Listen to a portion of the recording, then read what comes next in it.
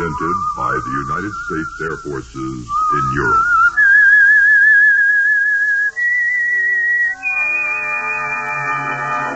I am the Whistler, and I know many things, for I walk by night. I know many strange tales hidden in the hearts of men and women who have stepped into the shadows.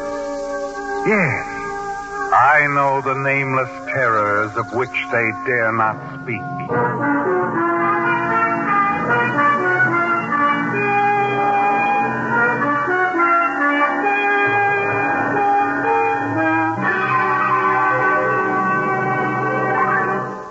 And now, the Whistler's strange story. Death Claim.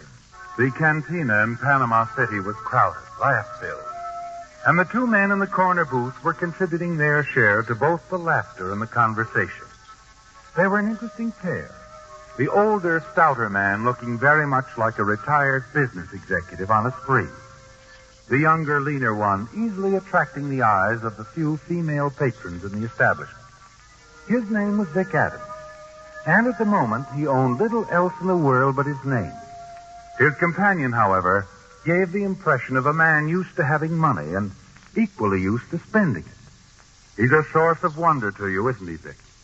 This kidding, plump little gent, and has been for the past week. He turns away every subtle effort on your part to learn the source of his money. Curly, another pair here. No, really, I had enough, Harvey. I could use a little fresh air. Fresh air. You kill me, boy, fresh air. When there's so many good drinks in the world and so many wonderful places like... What's the matter? Harvey, what is it? What's wrong? I wonder, is there a back way out of here, Vic? Well, sure, there must be, but... Let's Harvey, go. what's your... but... Senora, senor. Look out. Oh, senor, your drinks are breaking the Here, keep the change. Drink 'em yourself. Let's go, Vic. Yeah, right with you, Hurry, Harvey. he spotted us. He's following us. Who? I don't see anybody. Come on, Vic.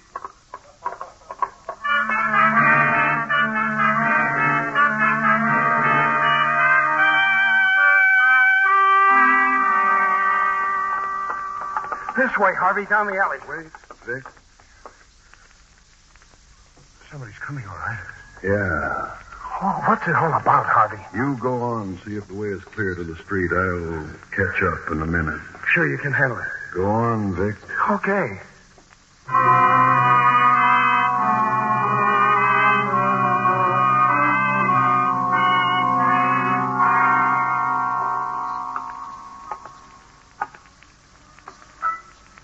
Harvey. Vic, Harvey, you all right? I told you to wait. Why did you come back here? I got worried about you, Harvey. I wanted to... Harvey. Who is he? What did you do to him? Who is he? I don't know. What did I do to him? I killed him, Vic. Hey, Harvey, why? Let's get out of here, my boy. You look like you can use a drink now. Me? I can always use one. Come on, Vic. I'll tell you all about it.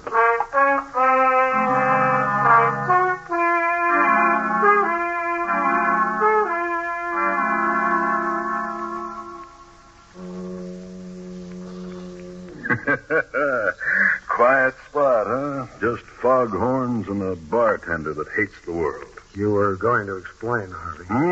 Oh, yes, so I was. Well, it's quite a story, Vic. Quite a story. I'm listening. That man recognized me, Vic. Look, I don't follow you. I mean, he knew he was looking at Harry Crane, a man who's been dead nearly 7 years. Look, Harvey, Harry Crane. Harvey Wilson is just something I dreamed of. Oh. Got to go on? Sure, Vic. Let's have it all, Harvey. Or should I say, Harry? Harry? You see, Victor, almost 7 years ago, there was a plane crash, Central America. Everybody lost or presumed to be killed. Among them, a businessman from San Francisco who had a lot of his firm's money on him. You? Me, Harry Crane. So, you're a fugitive. Actually, yes. Legally, no. You see, another employee had been dipping into the till rather lightly and had absconded. That's why this businessman, who was presumed to be killed in the plane crash, decided to dip in rather heavily. You mean no one even connected you with the embezzlement? No one. So, while I decided it was wise to stay away from the States, I'm not what is legally known as a fugitive from justice. I guess you don't find me so amusing now, eh, Victor? Well, live and let live, I always say. Good. You keep on saying, my boy, and you'll be all right. You see, old Harry knows where there's plenty more. More? Money, my boy, money. You see, unbelievable as it may appear, your friend Harry is, at the moment, financially embarrassed. What? After the way you've been spending this past week, you've taken me I to... still have a little, my boy, a small nest egg of a few thousand. However, as you know, I like to live well, spend well. So? So we must invest in a pair of steamer tickets to San Francisco. And we must arrive before October 5th. October 5th. That is the day my dear wife will be the recipient of over $100,000. Your wife will... Yes, dear, sweet Nora, my grieving, impatient widow.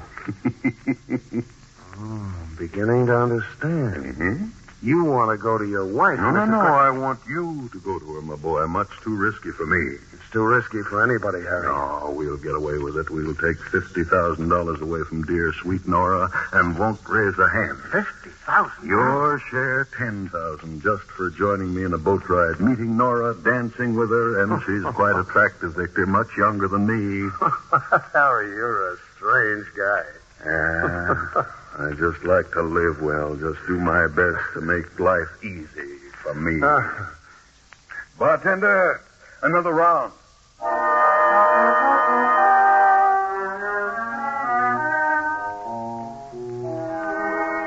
A few days later, the two of you are on a freighter bound for San Francisco. On an evening only 1 week later, with Harvey waiting for you in a small Oakland hotel, you stand in the corridor of a fashionable San Francisco apartment house and press the buzzer of a door marked Nora Crane.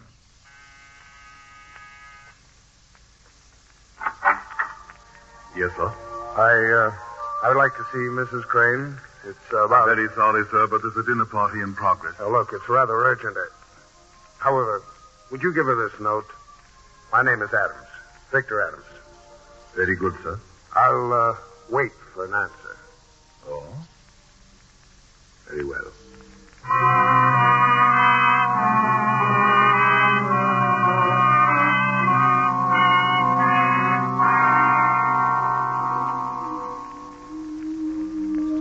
Mr. Adams, That's right. you can come in. I'm Nora Crane. Well, I don't want to... We can talk on the terrace. I had to excuse myself from my guests. This way. Now, what's this all about? Where did you get this note? Who wrote it? Who wrote it? Oh, come on now, Mrs. Crane. It could be a forgery. And this cigarette could be a cigar, too, only it isn't. Mrs. Crane, I won't keep you from your guests. Well, I'm the last guy in the world that wants anybody to think something's wrong. You're saying that Harry is alive. That he's in San Francisco. I only said he was alive. You know, you don't seem very pleased about it. Frankly, I'm not. Because of the insurance money? Not entirely. Harry Crane is no good. He laughs a lot. He doesn't make me laugh, Mr. Adams.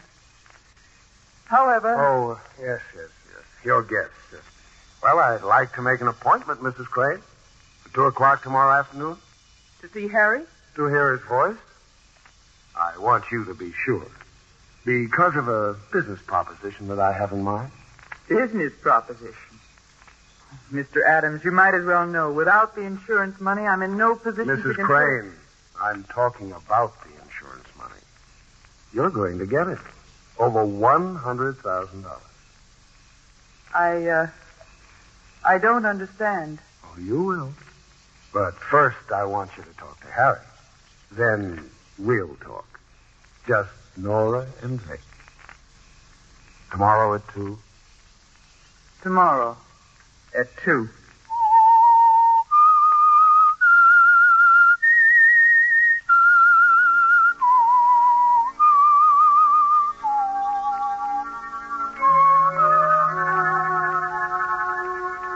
It had been a terrible shock for the attractive Nora Crane, hadn't it, Vic? When you'd approached her at her dinner party, calmly informed her that her husband, Harry Crane, long believed dead, was actually very much alive. Since in a week's time she was to collect a check for $100,000 on Harry's insurance. Still, you had softened the blow somehow, explaining that he wouldn't stand in the way, providing that Nora share the money equally with him. Yes, Nora Crane had been quite upset over the news. And since you felt a dinner party was no place to discuss the matter further, you'd made an appointment to call on her again the following afternoon. In here, Mr. Adams. We can talk in the study. Fine. So, any of the servants around? No, I've given them the day off. Sit down, please. Thanks. Oh, Mrs. Crane, I could use a drink. Oh? Whatever you're having. Make mine with soda. Very well.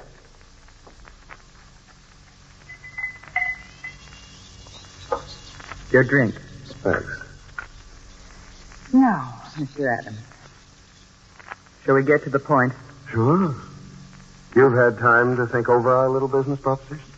Yes, and I can hardly afford to turn it down, can I? Of course, I'll have to have proof that Harry is still alive. Oh, you'll get proof. You'll take me to him? That won't be necessary. What if I should insist? And what if he's still in Central America? Oh, there are planes. Is he in Central America? He might be. Oh, why all the mystery? Just playing it safe, that's all. What do you mean? Just that Harry is worth more to you dead than alive. I still don't... Don't bother to get up. I'll answer it. Oh? You're expecting a phone call? That's right. 2 o'clock. Not Harry. Harry. Right on time. He was never so punctual. He was never so broke. Hello. Hello, Vic. Harry, how's it going? Yes, operator. This is Vic Adams. Operator, what are you talking about business? Oh, I get it. Trying to make it sound like a long-distance call, hey, Vic? All right, operator. Smart boy, Vic. You don't miss a trick. Let me talk to the little lady now with him.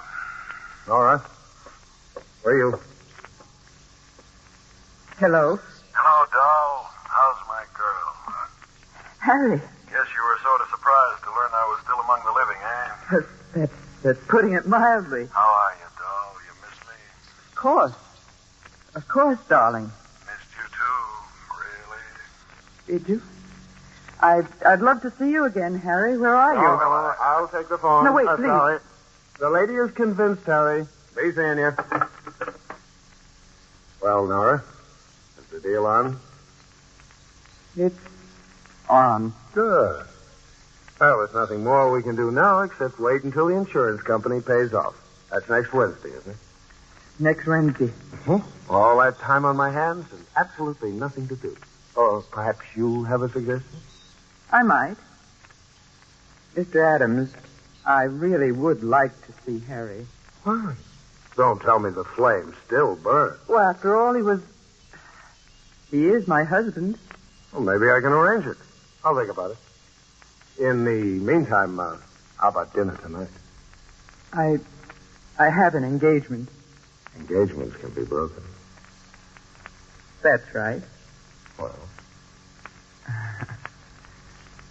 I'll see what I can do about it, Mr. Adams.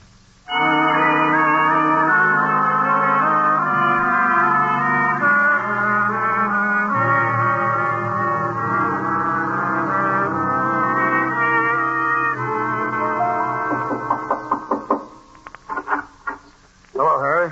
Mind if I come in? Where have you been? It's 3 a.m. Oh, I've been seeing the town with your lovely wife. Had cocktails downtown, dinner at a cozy little spot in North Beach, and then we went for a drive. Oh, charming girl, Nora. Charming. And still as attractive as ever, apparently. Is the deal set? It's set. Good. Sit down. Fix yourself a drink. Now, if you don't mind, Harry, I'll go on to my room and turn in. Okay. Look, Vic. Yeah. Tomorrow I want you to rent a car. We'll take a ride out of town, get a real nice meal somewhere, have a few laughs. I'm sick of staying cooped up in this hotel room. No, it's too risky, Harry. Someone might recognize you.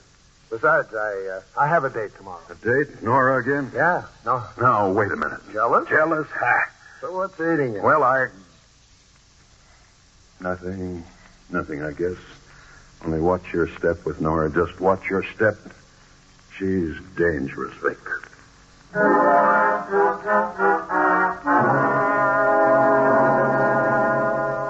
You've met women like Nora before, haven't you, Vic? Dangerous, yes. But none quite as charming and attractive as she is. And you find her company exciting, don't you? In the days that follow, you spend more and more time together. The races, dining at the fashionable hotels, dancing at the smart clubs. You know something, Vic? You lied to me. That's so, Nora? You told me you weren't a good dancer. Maybe I should have said just rusty, huh? You didn't spend all your time in the jungles of Central America. No. The rest of the time I was aboard one freighter or another. I couldn't very well dance with the captain. When did you meet Harry? A few months ago. He saved my life. He pulled me out of Panama Bay. Oh? I was on a small fishing boat at the time. His yacht rammed us. Yacht? My. But then Harry always liked to live in style. I suppose he owned a villa, too. That's right. Beautiful place. Too bad he had to give it up. The yacht, too. He's really broke. Very. You wouldn't have heard from him otherwise. But you know, I'm glad it turned out this way. For I wouldn't have met you. I'm glad it turned out this way, too, Vic. Makes me sort of expensive, though, doesn't it? Maybe. But maybe I think it's worth it.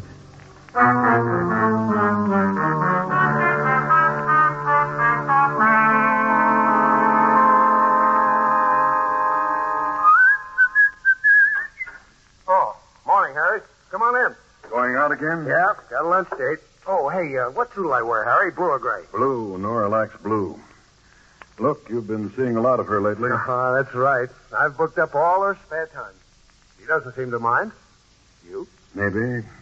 You are jealous. No, but I don't want anything to mess up this little deal, understand? Oh, what could mess it up? A double cross? You and Nora have been getting pretty chummy. I wouldn't like it at all if you two took the dough and beat it. You think I'd pull a stunt like that? I don't think it would occur to you, Vic, but with a dame like Nora around, well, she might talk you into it. Well, don't worry about me, Harry. I can take care of myself. Well, see that you do, Vic. Just see that you do. He's right, isn't he, Vic? Now that he's mentioned it, you recall some of the things Nora had said to you. The more you think about it, the more certain you are that it's been on her mind all along, that she's been sounding you out. A half hour later, you take a cab and drive out to Nora's house. Hi, baby. Sorry I'm a little late. It's all right, darling. Ready? I'm starved. Vic, Yeah. don't be angry with me. Promise? Okay. What's on your mind? I'd like to talk with Harry again. Harry. Oh, now, Oh, love, please, why? darling. Even if this has all been a trick, I wouldn't mind. It's just that I'm curious. Weren't you convinced when you spoke with him on the phone? I thought I was, but the more I think about You it... want me to take you to him. Is that it? That's what you want? No, that isn't necessary. Just call him on the phone again. Okay. Okay. Make you feel any happier to know I'm not trying to pull a fast one.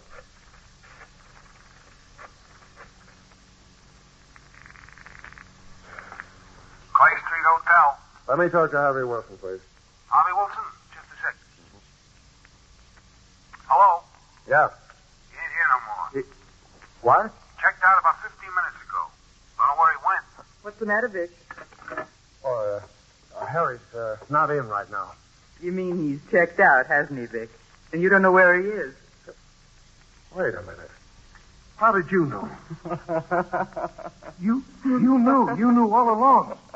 You've been handing me this routine just for laughs. That's right, darling. Just for laughs. Suddenly you realize what's happened. Yes, Nora has found Harry somehow, and they've teamed up. You stand there staring at Nora, laughing at you. And then quickly she steps to the desk and takes a gun out of the drawer. You really took me for a ride, sweetheart.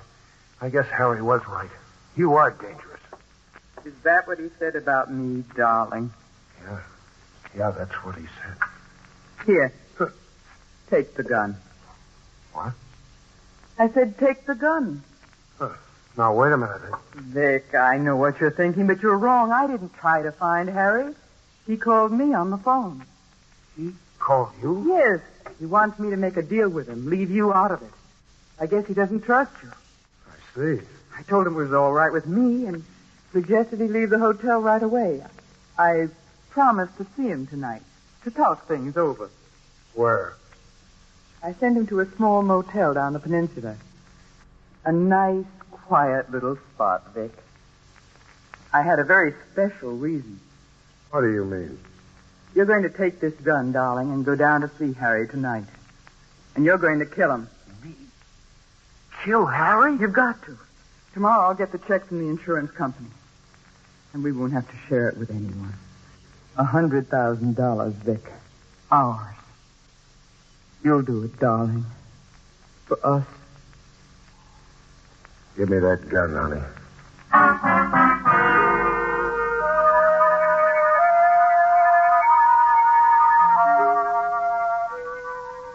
Nora's plan was simple, wasn't it, Dick? Yes, you had only to kill Harry Crane. Then you and his wife, Nora, could share the insurance money. That's the way she'd planned it all along. She believes you're going through with it. But after leaving her that afternoon, you'd thought the matter over very carefully, had finally decided on another course of action. That night, you slip into Harry's room at the quiet little motel and find him stretched out on the bed. Harry. Yeah, I'm awake. Been expecting you, Vic. Now listen, Harry, I've got to tell you something. Too late, sucker. You walked into a trap. Turn around and get a big surprise. Huh? Oh, Nora. Hello, darling. Careful. I won't hesitate to pull the trigger. You get the picture, Vic? With Triple Cross, she makes a deal with you, one with me, then gets us down here to kill us both. That's Nora. I told you she could talk you into anything. But she didn't, Harry. You see, I didn't come down here to kill you. Then why did you come, darling? To let Harry know I told the insurance company about him this afternoon. What? Yes, Harry, I did. After I saw Nora this afternoon, I suddenly woke up, decided to stay on the right side of the fence and save your life at the same time. That makes us even. You're lying. No, I'm not. I even brought an insurance investigator along with me. Drop the gun, Mrs. Crane. Drop it. Sorry, sweetheart. I would have done almost anything for you. Anything except kill Harry or anyone else. The Whistler. Listen next week when once again the United States Air Forces in Europe present The Whistler.